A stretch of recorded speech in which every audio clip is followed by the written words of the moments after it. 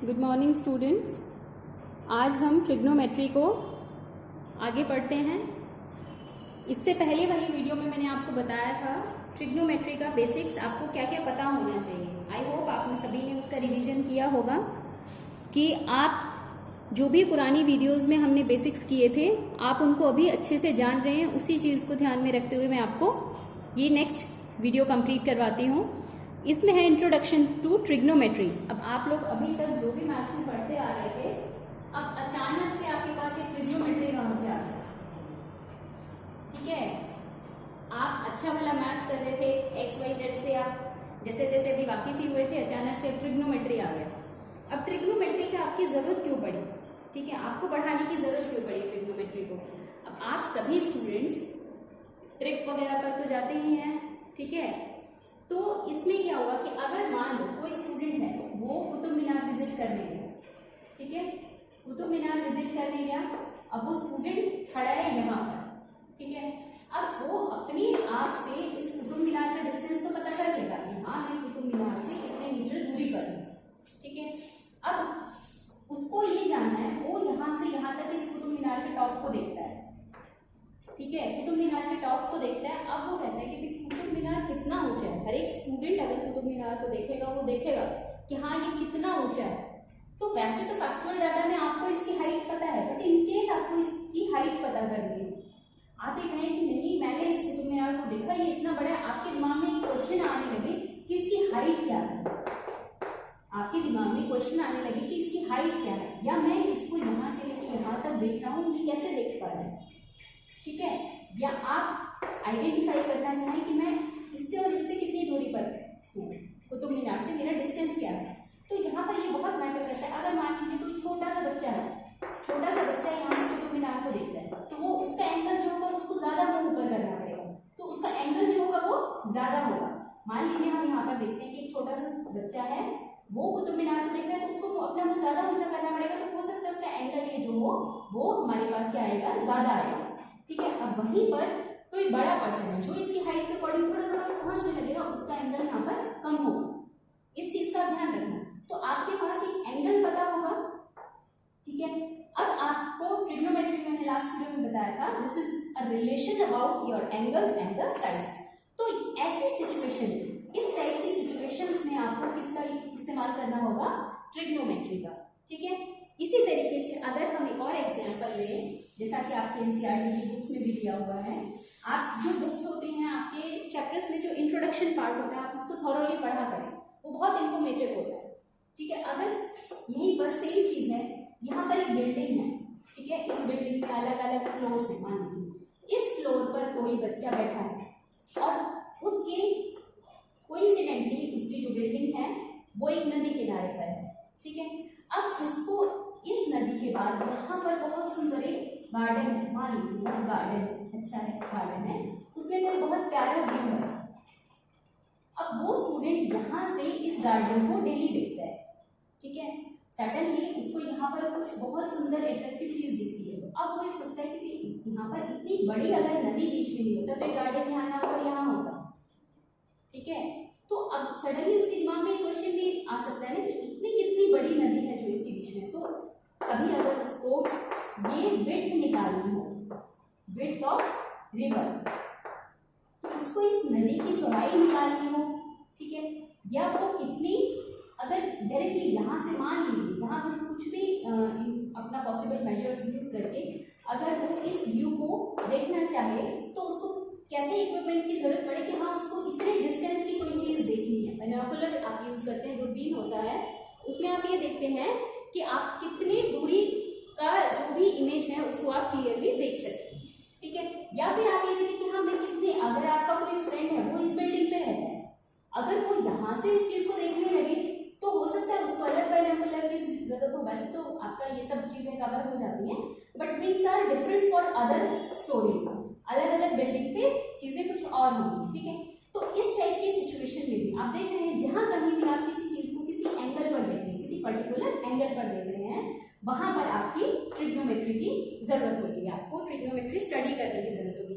अगर आपको यहाँ पर ट्रिग्नोमेट्री की इंफॉर्मेशन पता है, आपको थीटा एंगल पता चल जाए, आपको बिल्डिंग से अपनी हाइट पता चल जाए, आपको विड्थ पता चल जाए रिवर की, तो आप देख सकते हैं कि आप कितनी डिस्टेंस पर इसको व्यू कर रहे हैं। या फिर अगर मान लो आपको व्यू पता है कि मैं यहाँ से यहाँ इतने डिस्टेंस पर इसको देख रहा हूँ और मेरी बिल्डिंग की ऊंचाई इतनी है, तो मैं जो नदी है उसकी चौड़ाई भी निकाल सकता हूँ। ठीक है, तो ये सब बात आती है। अब यहाँ पर हमने दो सिचुएशन देखी। ठीक है, हमने यहाँ पर दो सिचुएशन देखी।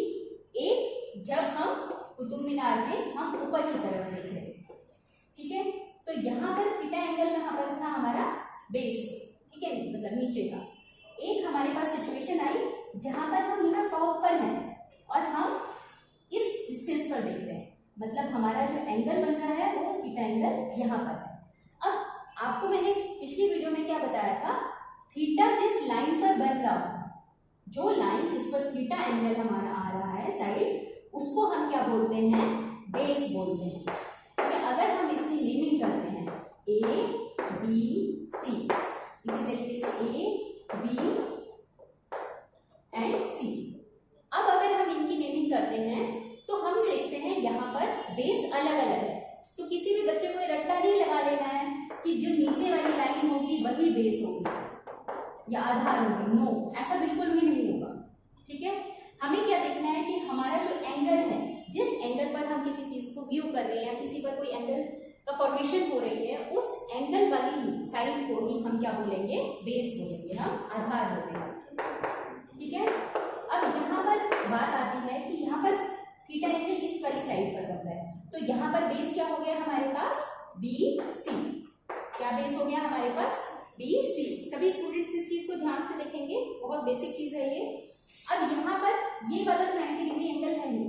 ठीक है, अब यहाँ पर थीटा एंगल कहाँ पर बन रहा है, यहाँ पर बन रहा है। तो अब ये वाली जो साइड है ए सी, तो यहाँ पर हमारे पास बेस क्या हो गया, A C. This will be the base. तो यहाँ पर हमारे पास बेस है ए सी, यहाँ पर बेस है हमारे पास बी सी। अब बेस यहाँ पर बी सी हो गया, इसके ऑपोजिट वाली लाइन बताया था मैंने आपको, एडजेसेंट, इसके जो साथ में ही लाइन है उस वाली लाइन को हम क्या बोलेंगे, परपेंडिकुलर। तो यहाँ पर परपेंडिकुलर को हम बी से रिप्रेजेंट कर लेते हैं। परपेंडिकुलर क्या है, यहाँ पर होगा ए सी। अब इसी तरीके से यहाँ पर परपेंडिकुलर क्या होगा, इस वाले एंगल ट्रायंगल में बी सी। यहाँ पर परपेंडिकुलर क्या हो गया हमारे पास, बी सी। ठीक है, हाइपोटेन्यूज के लिए जनरली कोई कंफ्यूजन नहीं होगा आपको। हाइपोटेन्यूज हमेशा आपके 90 डिग्री के ऑपोजिट वाली जो लाइन होती है, साइड होती है, उसको हम क्या बोलते हैं, हाइपोटेन्यूज। तो हाइपोटेन्यूज को हम कैपिटल एच से बता देते हैं। हाइपोटेन्यूज यहाँ पर क्या होगा हमारे पास, ए बी, और यहाँ पर हाइपोटेन्यूज कितना होगा आपका, ए बी। कोइंसिडेंटली आपका सही आ गया, इट डजंट मीन, इससे ये मतलब नहीं निकलता है कि आप बेस कुछ भी मान सकते हैं। आपको बहुत ध्यान रखना है इस बात का कि कौन सी साइड आपकी बेस होगी। ठीक है, अब इन सब चीजों का आपकी कुछ ट्रिग्नोमेट्रिक आइडेंटिटीज हैं जो यूज की गई हैं, जिसे आप सुनते आ रहे होंगे, अपने बड़े बहन भाइयों से भी आपने सुना होगा या आपने भी थोड़ा बहुत स्टडी की होगी तो इस सब में, जैसे साइन, कॉस, टेन, ये सारी क्या है आपकी ट्रिग्नोमेट्रिक आइडेंटिटीज हैं। ठीक है, आपकी 6 ट्रिग्नोमेट्रिक आइडेंटिटीज हैं। साइन, इसको हम एंगल के साथ कनेक्ट करते हैं, साइन थीटा, कोसाइन थीटा। ठीक है, tangent theta, cotangent theta,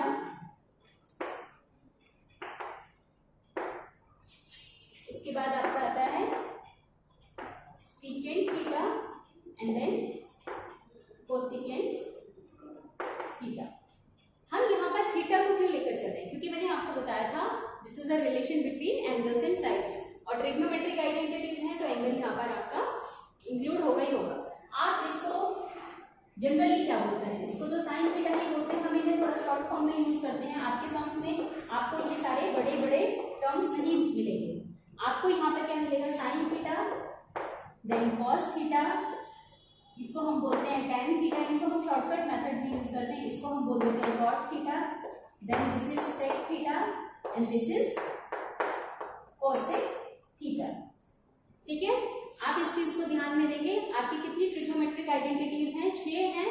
sine theta आप रिपीट कर सकते हैं मेरे बार बार, sine theta, cos theta, tan theta, cot theta, secant theta and cosec theta. यहाँ पर ठीक नहीं आएगा, दिस इज कोसेक थीटा। ठीक है। अब इनका रिलेशन है, इन थीटा एंगल्स का रिलेशन है ट्रिग्नोमेट्रिक रेशियोज।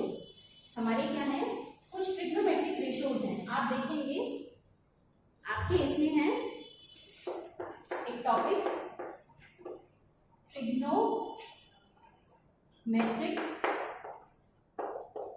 रेशियोज। आपके जो त्रिकोणमितीय अनुपात हैं ये कैसे हैं आपके, कि आपका जो थीटा एंगल होगा उसका कुछ ना कुछ रिलेशन है आपके परपेंडिकुलर बेस हाइपोटेन्यूज के साथ, ठीक है। तो यहाँ पर आपको एक बहुत बेसिक टूल यूज करना है आपको,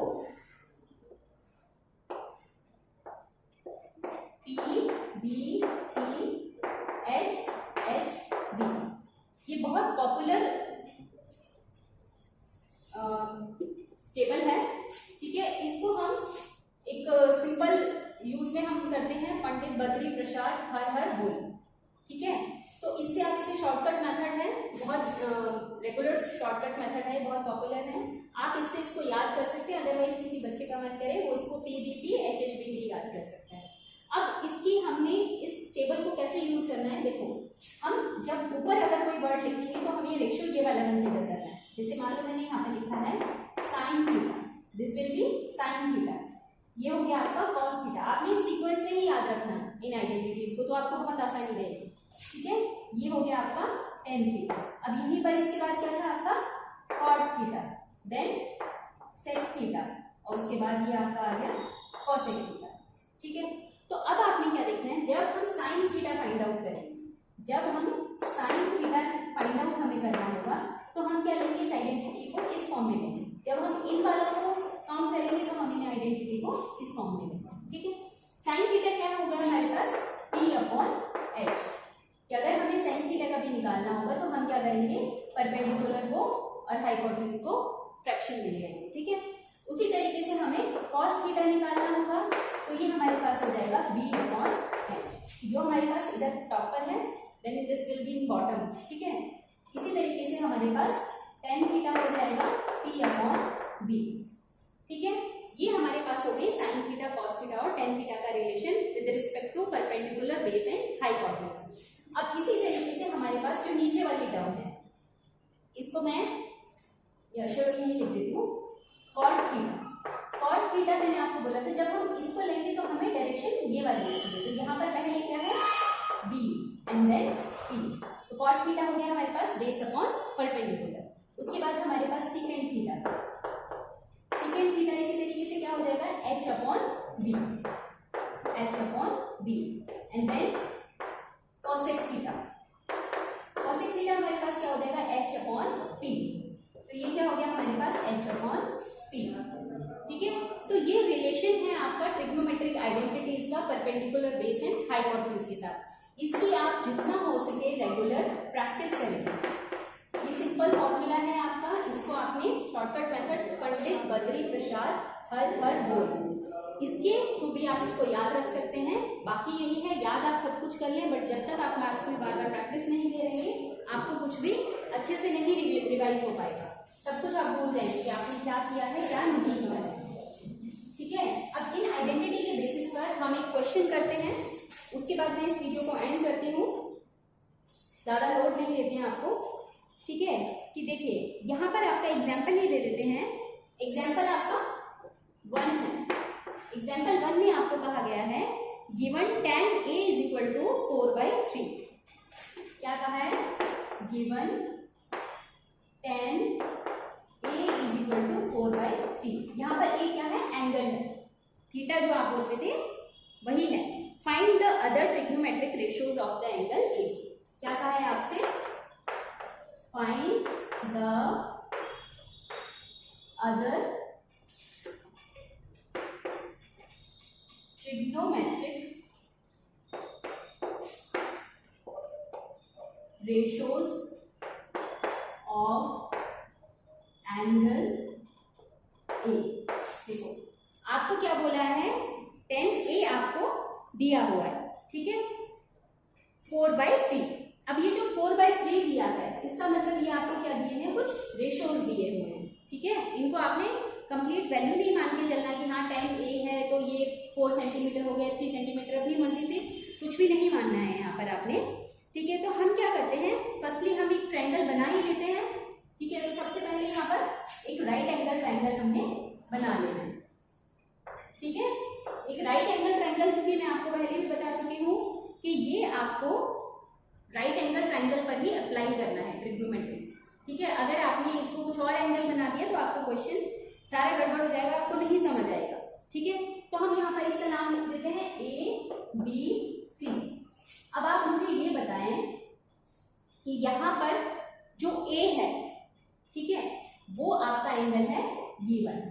ठीक है, तो यहाँ पर बेस क्या होगा, बेस क्या होगा यहाँ पर, ऑब्वियसली यहाँ पर बेस क्या होगा, AB, तो दिस इज बेस। ठीक है, अब इसके ऑपोजिट वाली लाइन ये हमारे पास क्या हो गई, P परपेंडिकुलर, और यहाँ वाली लाइन हमारे पास क्या हो गई, H हाइपोटेन्यूज।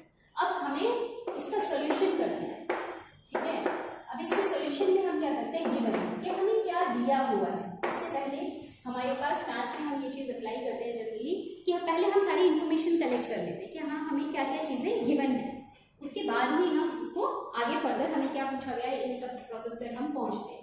तो गिवन हमें क्या है, 10a, इसका रेशियो हमें क्या दिया है, 4/3।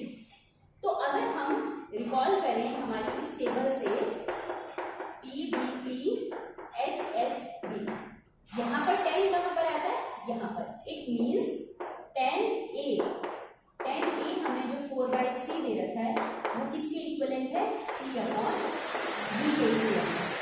ठीक है, अब यहाँ पर ये जो रेशियो है, ठीक है, ये जो रेशियो है P/B, अब ये रेशियो वाले टर्म्स हैं तो हम इनको 4k, हम देखो रेशियोज अगर कोई भी हमारे पास होते हैं हम उनको वेरिएबल्स के साथ यूज करते हैं। ठीक है, अब यहाँ पर जो है हम देखो P क्या है हमारे पास 4, हम इसको मान लेते हैं k हमने इसके साथ वेरिएबल ले लिया ताकि इसकी साइड की पूरी वैल्यू कंप्लीट हो जाए। ठीक है, इसी तरीके से हमारे पास क्या हो गया 3k।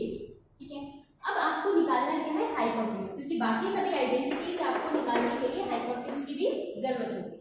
तो आपको पता है राइट एंगल ट्रायंगल है, परपेंडिकुलर इन बेस है, हाइपोटेन्यूज आपको निकालना है। तो सीधा सीधा आपके पास एक थ्योरम आपने यूज करी थी प्रीवियस क्लासेस में, वो है आपकी पाइथागोरस थ्योरम। ठीक है, तो हम यहाँ पर पाइथागोरस थ्योरम यूज करेंगे।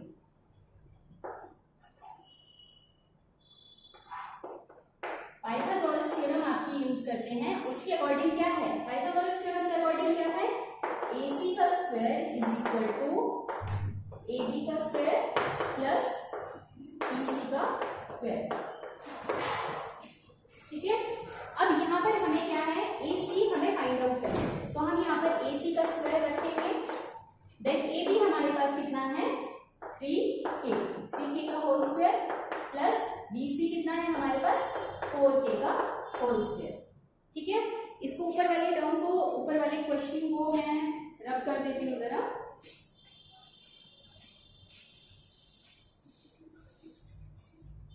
ठीक है, अभी हमने ये सब चीजें यूज कर ली है, इस ट्रायंगल को मैं बाद में बनाती हूँ, छोड़ोगी। ठीक है, तो हम इस वैल्यू को फाइंड आउट करते हैं। यहाँ पर ये कितना हो जाएगा हमारे पास 9k square plus 16k square, ये कितना आ गया हमारे पास 25k स्क्वायर। ठीक है, 25k स्क्वायर, यहाँ से हमारे पास AC की वैल्यू कितनी आ जाएगी, यहाँ से हमारे पास AC की वैल्यू कितनी आ गई 5k। ठीक है, 5k आ गई, इट मीन्स कि हमारे पास ये वाली टर्म क्या हो गई 5k। हमें इसी की तो जरूरत है बाकी ट्रिग्नोमेट्रिक आइडेंटिटीज निकालने के लिए। अब जब ये हमारे पास परपेंडिकुलर हमें पता चल गया 4 है, बेस हमें 3, हाइपोटेन्यूज हमारे पास 5, तो हम बाकी ट्रिग्नोमेट्रिक आइडेंटिटीज निकाल सकते हैं। तो हम यहाँ पर लिख देते हैं, सबके साथ यहाँ पर थीटा नहीं यहाँ पे यूज करेंगे, a यूज करेंगे। ठीक है, हम यहाँ पर लिख देते हैं साइन a। ठीक है, साइन a कॉस a। ठीक है, tan a आपको दिया ही हुआ था और a। ठीक है, अब साइन a इसके अकॉर्डिंग अगर हम चलें तो साइन a हमारे पास क्या है P/H। ठीक है, अब यहाँ पर P कितना है 4k, अब H कितना है हमारे पास 5k, k से k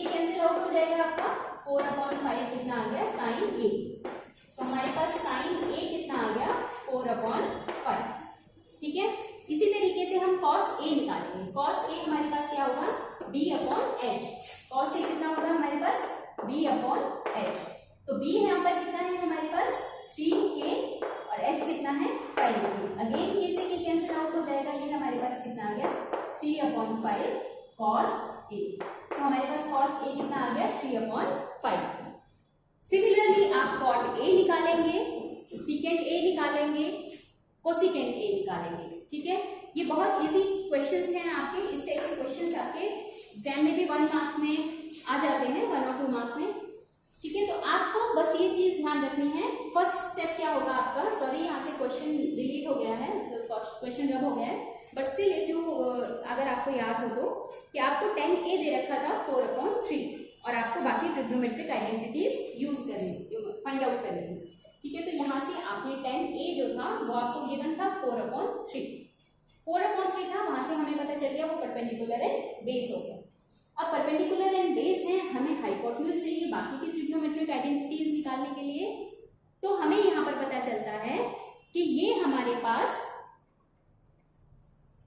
पाइथागोरस थ्योरम यूज करके हम बाकी की आइडेंटिटीज को निकाल सकते हैं। पाइथागोरस थ्योरम यूज करके हमने बाकी की आइडेंटिटीज निकाल ली, वो हमारे पास क्या आ गई 5k आ गई हमारे पास ac की वैल्यू।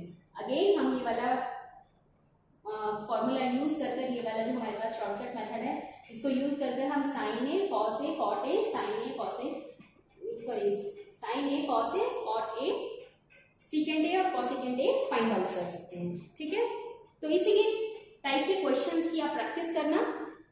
आई होप कि आप सभी उनको सॉल्व कर पाएंगे। Thank you for this session students.